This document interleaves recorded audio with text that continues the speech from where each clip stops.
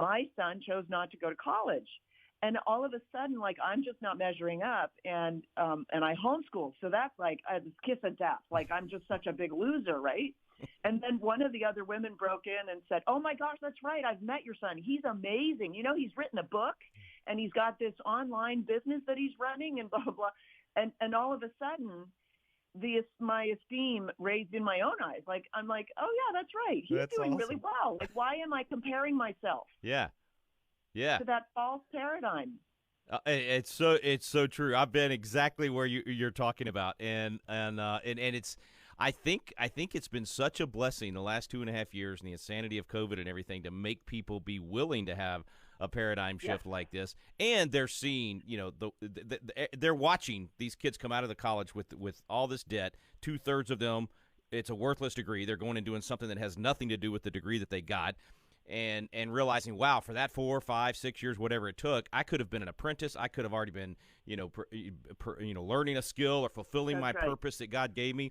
And just to make sure that I'm hearing you right and that our listeners are hearing you right, we're not talking about spending every day sitting around, talking about your feelings, and you still instill skills, and you still teach them to be producers and to do Colossians, everything we do the best that we can as unto God, not unto men, and to be the best of whatever it is they're going to go into.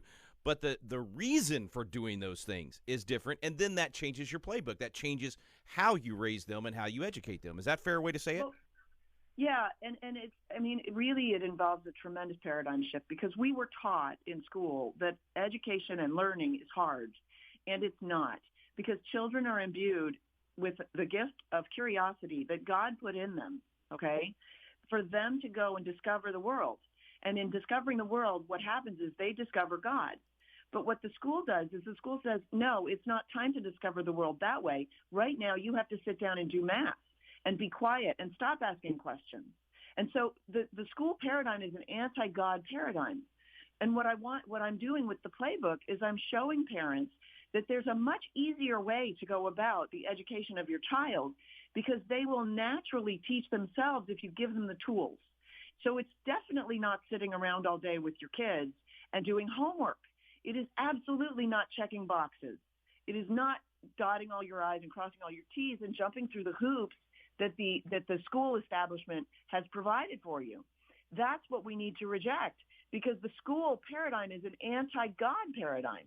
As we can see, the highest value is that children are money earners. That is not correct.